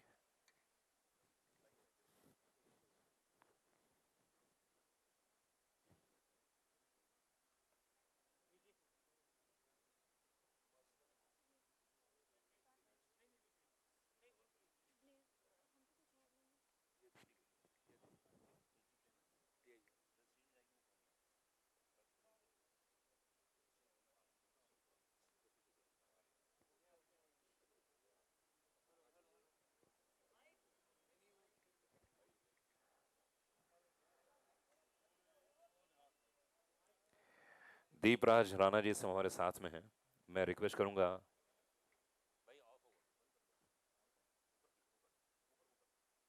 हेलो, चलो मैं चाहूँगा कि थोड़ा सा दीपराज जी कुछ बोलें टेलर के बाद। आप सभी को यहाँ आने के लिए बहुत बहुत धन्यवाद। और मैं विक्रम संधू जी को बहुत धन्यवाद देना चाहता हूँ कि उन्होंने इस फिल्म के ज़रिए 1984 दंगे की सच्चाई बताने की कोशिश वो कर रहे हैं। इसके लिए मैं बहुत बहुत बधाई देना चाहता हूँ उनको। धन्यवाद। Thank you. पम्मी जी इस समय हमारे साथ में, रिक्वेस्ट करूंगा कृपया मंच पर आएं। और रवेल साहब मैं Please. रिक्वेस्ट करूंगा कृपया मंच पर आएं। पम्मी भाई जी आ रहे हैं, रवेल साहब भी आ रहे हैं।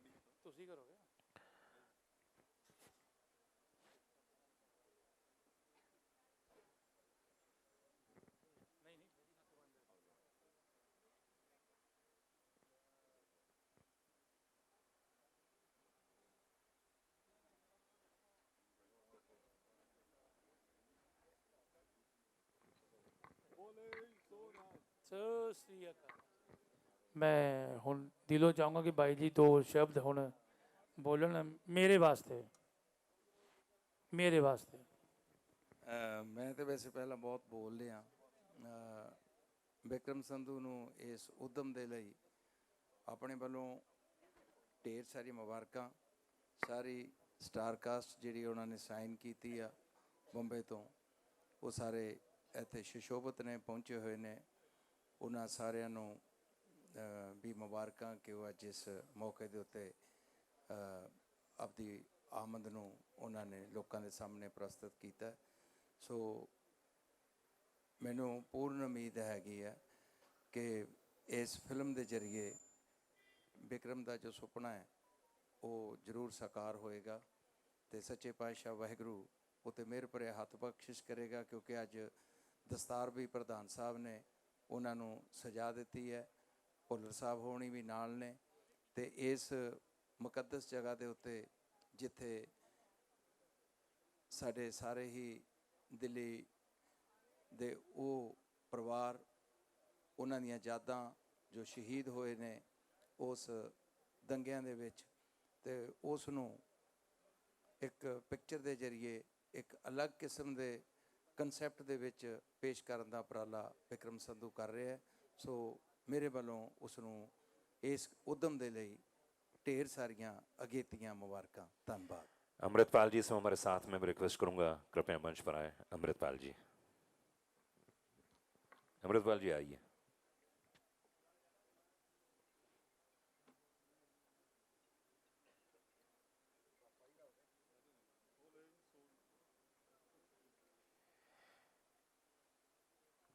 और साथ ही इस समय हमारे साथ में सोशल मीडिया प्रभारी पश्चिम उत्तर प्रदेश किसान मोर्चा भारतीय जनता पार्टी के एवं जेल पर्यवेक्षक उत्तर प्रदेश इस समय हमारे साथ में मौजूद हैं विजय भारद्वाज जी। मैं विजय से रिक्वेस्ट करूंगा विजय भारद्वाज जी इस समय हमारे साथ में मौजूद हैं।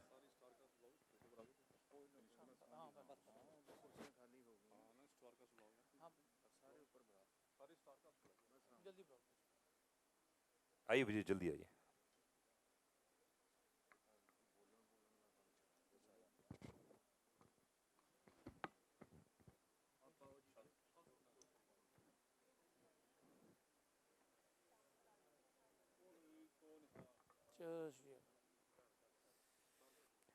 जानवी वोरा इस समय हमारे साथ में, रिक्वेस्ट करूंगा कृपया मंच पर आए।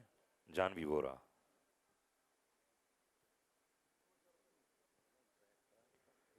साथ ही साथ में संजय स्वराज जी इस समय हमारे साथ में हैं, बहुत ही सीनियर कलाकार, बहुत ही उम्दा कलाकार जो इस फिल्म से जुड़े हुए हैं। बहुत बहुत धन्यवाद उनका, जो अपना कीमती वक्त इस फिल्म के लिए दे रहे हैं। संजय स्वराज जी।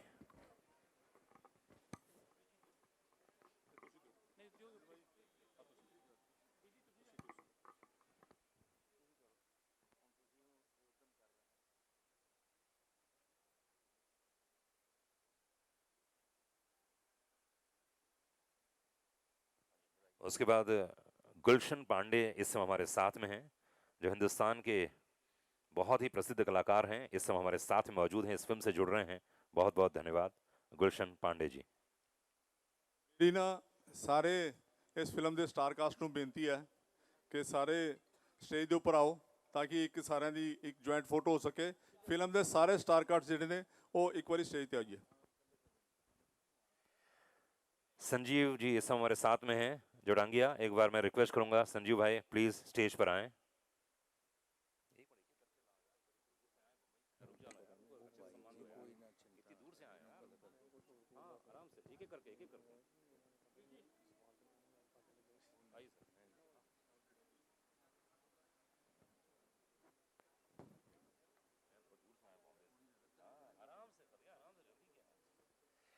दिव्या लक्ष्मी इस समय हमारे साथ में मौजूद है। मैं रिक्वेस्ट करूंगा, बहुत ही फेमस कलाकार और आज इस फिल्म से जुड़ रही हैं, इनके लिए बहुत बहुत धन्यवाद दिव्या आपको।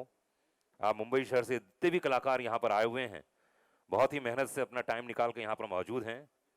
उसके बाद पम्मी भाई जी इस समय हमारे साथ में मौजूद हैं। आ गए? एक और है पम्मी जी? अच्छा अच्छा, एक ही है। अच्छा, और राज धारीवाल जी इस समय हमारे साथ में हैं, एंड हॉबी धारीवाल मौजूद हैं। तरुण मदान जी हैं। सिमर, हाँ वे सिमर, सिमर जी प्लीज स्टेज पर आएं। एक बार जोरदार ताली होनी चाहिए इस कलाकार के लिए। यंग है और बहुत ही बड़ा कलाकार, फ्यूचर भविष्य। And casting director Janet, please come on the stage. अगर जेनेट जैसे आर्टिस्ट कलाकार हमारे साथ में जुड़े हुए हैं, जो सभी कलाकारों को यहाँ तक पहुँचा रही हैं, वाकई इन सभी कलाकारों को जोड़ना बहुत टफ और मुश्किल होता है जब मुंबई शहर में इतने व्यस्त रहते हैं कलाकार। जेनेट थैंक यू, बहुत बहुत शुक्रिया, आपने इतना कीमती वक्त निकाला इन कलाकारों के साथ में।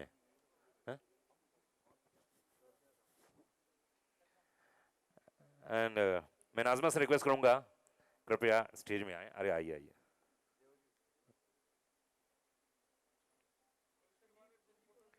संजीव भाई, संजीव भाई प्लीज स्टेज पर आए। एंड शमी भाई कृपया मंच पर आए।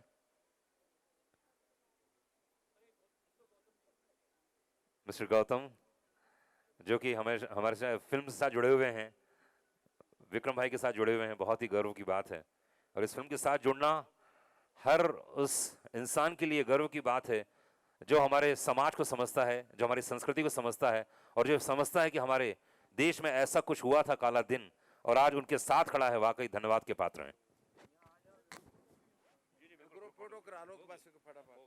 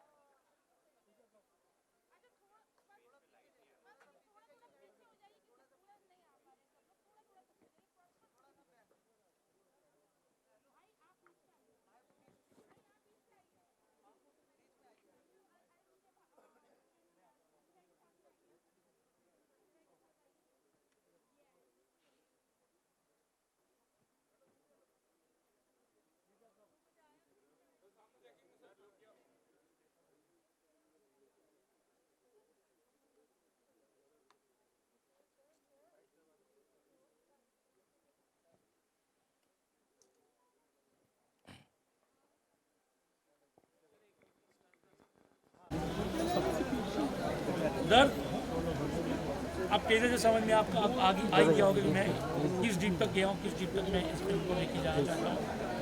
और मैं आप सबसे मैं जानता हूँ कि मुझे बहुत सारे फोन भी आएंगे, दबाने की कोशिश भी की जाएगी। मैं आज सुबह जैसे हमने कल इन्विटेशन भेजा है मैंने लोगों को, तो बड़े सारे फ़ोन मेरे को आए, जितने भी फ़ोन आए, कई लोगों ने कुछ बोला, कई लोगों ने बोला तुम टाइटल बदला रहे हो, टाइटल बदल लो, बदलना चाहिए तुम्हें।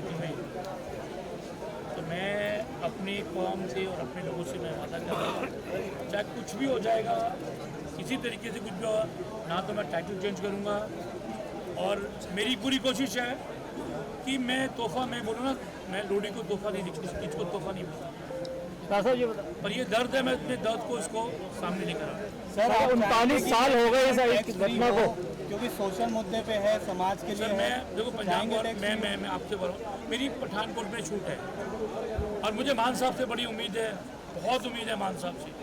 मैं 2-3 दिन में मान साहब से मिलने जाना चाहता हूँ जी। मैं मान साहब से, पंजाब सीएम से मिलने जा रहा हूँ कि वो मुझे क्या सपोर्ट करें, और पंजाब के उन जथादन हमारे जितने भी हैं, मैं पंजाब से उनसे आशीर्वाद लेने जाने वाला हूँ।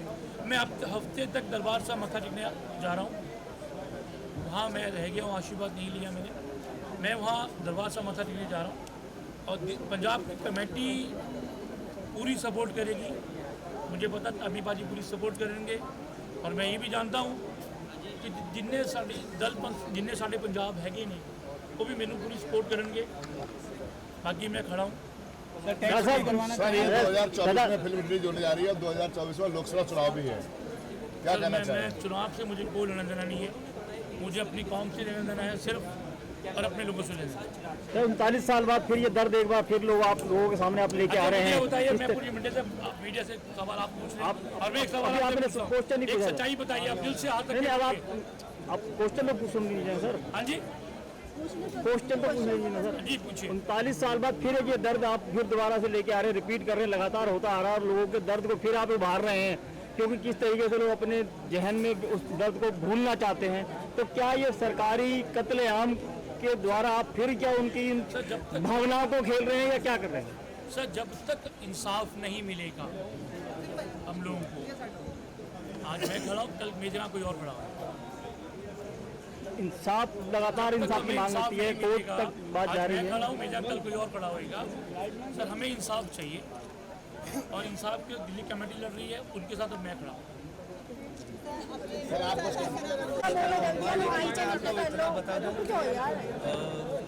जब मुझे विक्रम पाजी ने नरेशन के लिए बुलाया था, फोन पीछे करना थोड़ा सा, तो मिडवे तक का ही गला भर गया था, और ये मैं सिर्फ आप मीडिया है और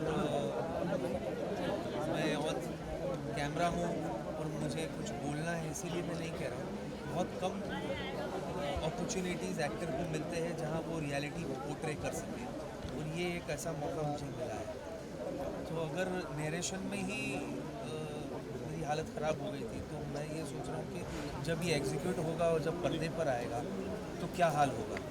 दूसरी बात यह है कि आज यहाँ आकर के जब ये मेरी सारी माताओं को मैंने देखा, ऑनेस्टली मुझे इतना इस बारे में पता भी नहीं था, फ्रैंकली।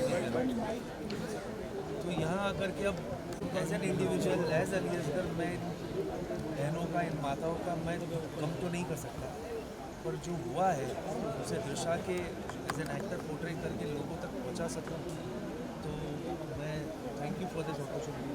अली जी, कहीं ना कहीं जज्बाती हो गए, क्या आप मानते हैं कि इतना बड़ा वक्फा हो गया, इतना बड़ा वक्त हो गया, पिछली सरकारों ने इंसाफ नहीं किया और अब इंसाफ मिल रहा है? सर मैं सरकारों का बारे में मैं कुछ नहीं बोल सकता सर, मैं सिर्फ ये बोलूँगा कि जो देखिए वो इन्होंने अभी किसी ने कहा कि ये इसको तो इतने साल हो गए, अब आप फिर से ज़ख्म क्यों ताज़ा कर रहे हो? सर जो जिनके घर में ये हादसा हुए है सर, वो 50 साल भी हो जाएंगे, 100 साल भी हो जाएंगे, उनके लिए वो दुख ही रहेगा sir. You know, one cannot, it will,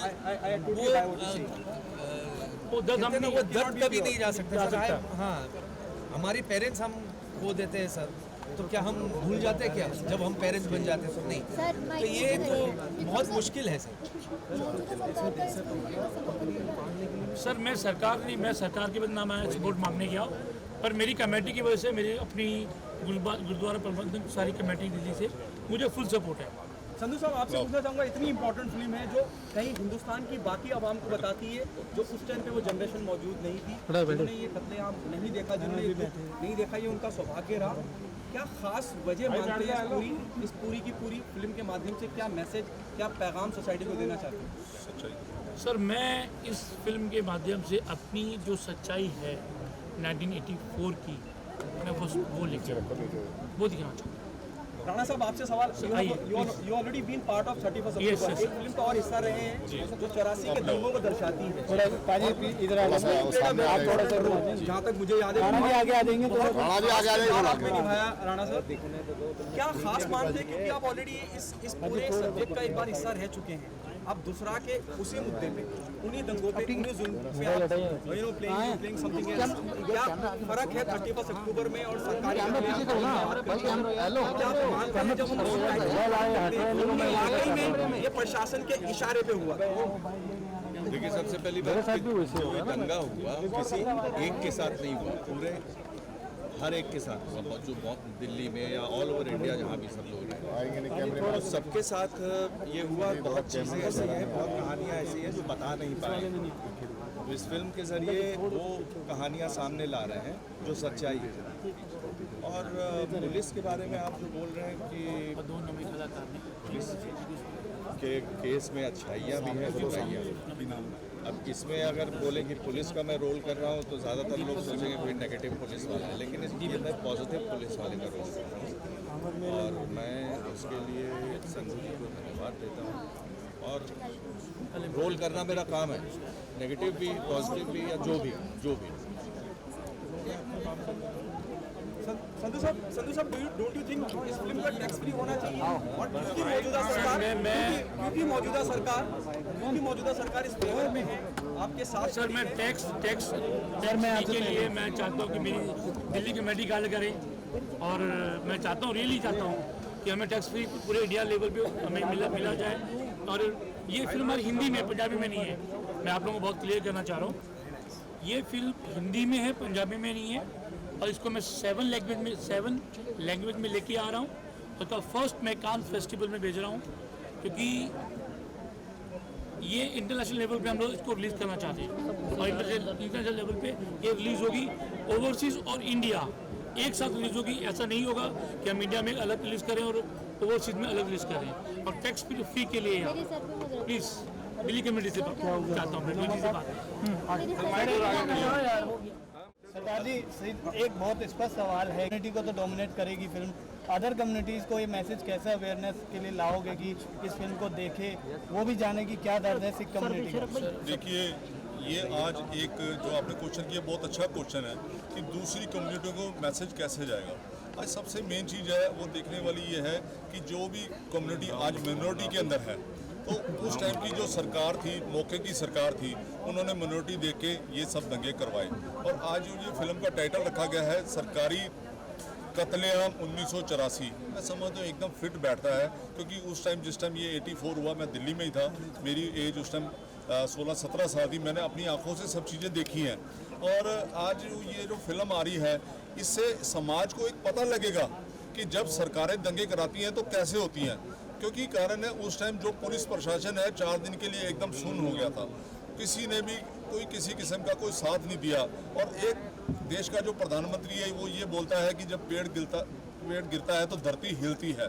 तो आप यहाँ से समझ सकते हैं कि वाकई में जो इस फिल्म का टाइटल है सरकारी कत्लेआम 1984, वो एकदम सही रखा गया है कि ये सरकार ने ही उस टाइम के ये जो दंगे हैं वो करवाए थे और इसमें इन्वॉल्व रही थी। उन्होंने पूरी छूट दी थी 4 दिन तक कि आप जितनी गुंडागर्दी कर सकते हो आप गुंडागर्दी करो, और जितना बेरहमी से सिखों के कत्ल कर सकते हो उनको कत्ल किया जाए, जितना सिखों की बहू बेटियों को बेपत कर सकते हो आप बेपत करो।